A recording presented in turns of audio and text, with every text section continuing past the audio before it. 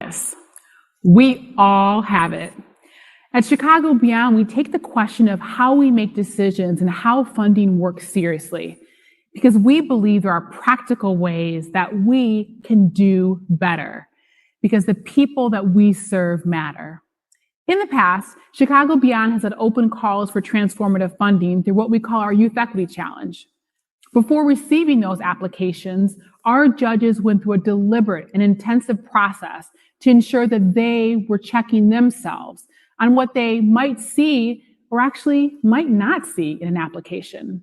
When it comes to making a decision around who to fund, judges should bring their individual perspective with the decision. I mean, that's a must. That's why they're judges. But the question is, what own perspective as judges are we intending to bring? And that serves making a really good decision for investing in work with transformative impact versus what we are unconsciously bringing to the table that might actually cut against making a difference on a significant problem of our time. Let's dig in. Let me give you a few examples. Beauty bias. This is one I'm sure we can all relate to. It's where we associate beauty with success, like physical beauty, but also in like writing styles, spelling, and grammar. So as a judge, I might subconsciously react to how the first paragraph of an application is written. And before even really reading through the entire application, make a judgment about how that applicant team might be able to execute or not execute.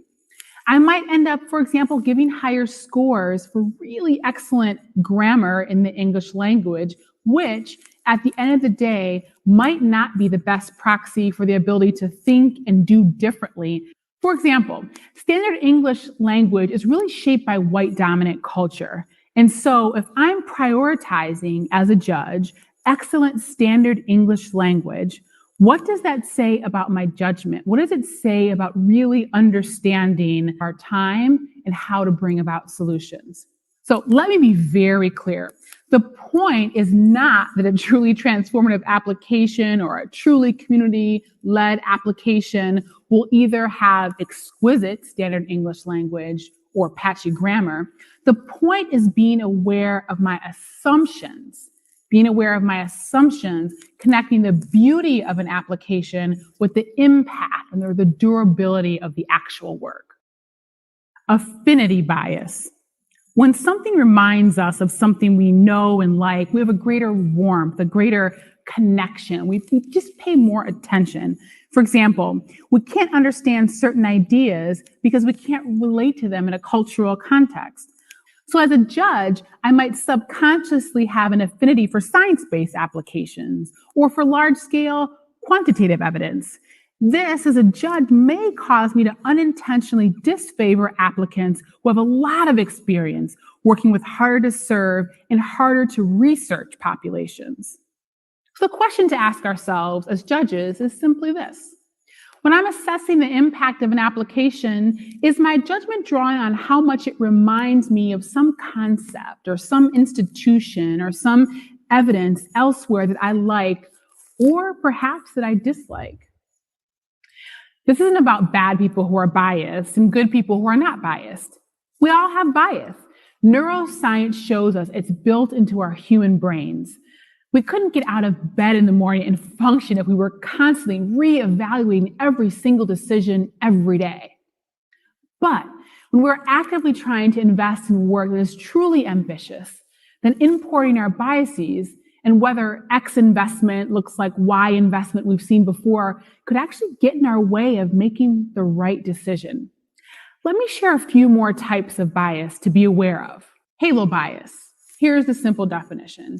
It's when we identify one great thing in an application and let the halo, the pure glow of that affect our opinions of everything else in that application. And it can work the opposite way as well. The halo can actually be horns. For example, as a judge, I might see that a particular member of an applicant team attended a certain school, and I might subconsciously conclude that the entire application is stronger and more feasible.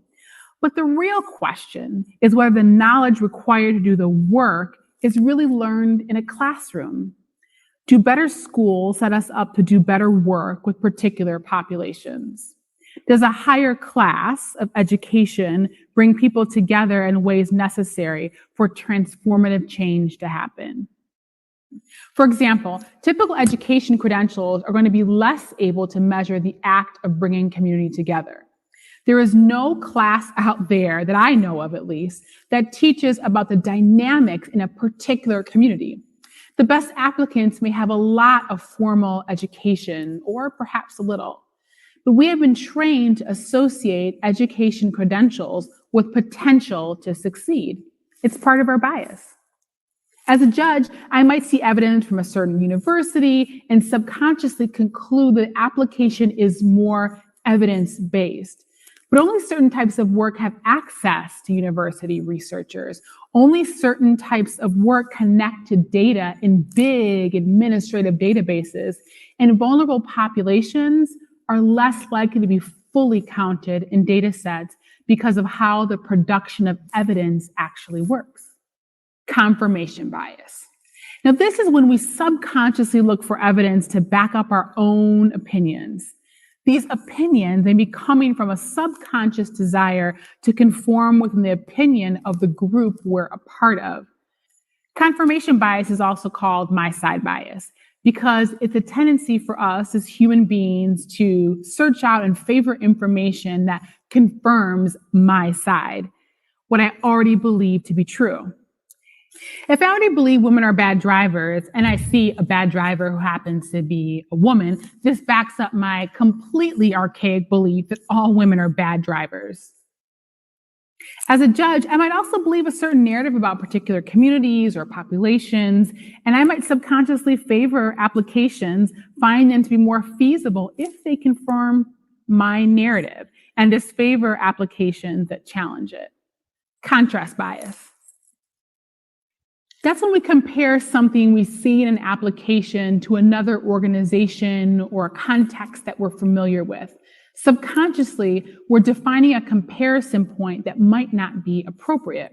So as a judge, I might subconsciously be evaluating the impact of groups versus larger groups. I may be pitting one application led by multiple smaller organizations against the ability of a larger institution to articulate its impact in an entirely different context. By pausing and bringing that implicit judgment into my conscious focus, I can evaluate whether the comparison is appropriate or whether I'm unintentionally judging things that look different than what I've seen before to be less feasible or less durable. In the end, recognizing bias is all about noticing. It's about noticing how, as a judge, we're evaluating applications. What's in the back of our mind? It's so critical that we're deliberate and vigilant to set aside our bias so that we're able to truly see the impact that awaits.